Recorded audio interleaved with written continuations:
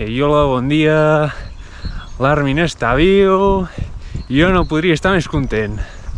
Bueno, en Reiner s'ha escapat altre cop, que condena. Ah, quina ràbia. Però això, que l'Armin està viu i té el poder d'un tità. Fuà! Però Hajime, nano, no m'ho facis això. Ostres, que jo ja donava l'Armin per mort. I tenia motius, perquè allò eren cendres quasi, m'entens?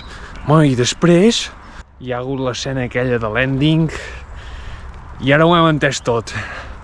En Levi volia reviure l'Erwin i l'Eren i la Mikasa l'Armin.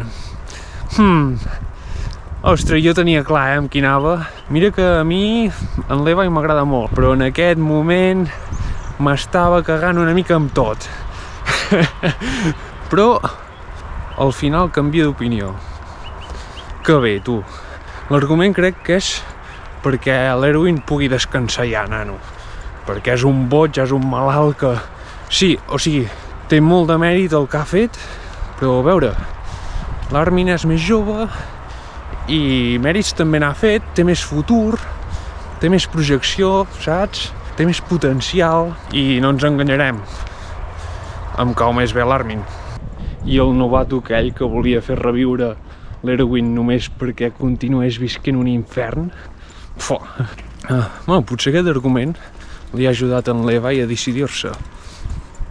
Potser li haurien de donar les gràcies al pentinat raro. I aquest d'en Reiner s'ha tornat a escapar. Mira que ja el teníem, aquest cop sí. I, nano, ara més que fallo nostre és que en Hajime ens vol fer patir, saps? Ho fa expressament. No tenim altre remei. Però sí que crec que tenim una carta de l'Ymir que li vol donar a la història. Tanto, no sé què hi pot haver aquí dins, però tot el que sigui informació, benvinguda serà. I confirmem que hi ha alguna relació entre l'Eren i l'orangutitan. Sí, jo crec que és el seu tiet, o alguna cosa així. I no m'agrada el que li ha dit, perquè és com que som nosaltres els tontos, que no ens n'enterem perquè ens han esborrat la memòria i ens estem sacrificant sense cap mena de sentit. Però si és així, per què no ens fan un favor i ens ho diuen? No ho entenc. Llavors potser els deixaríem de molestar o ens passaríem al seu bàndol fins i tot, no sé. Ens veiem al següent episodi i amb què tal. Vagi bé.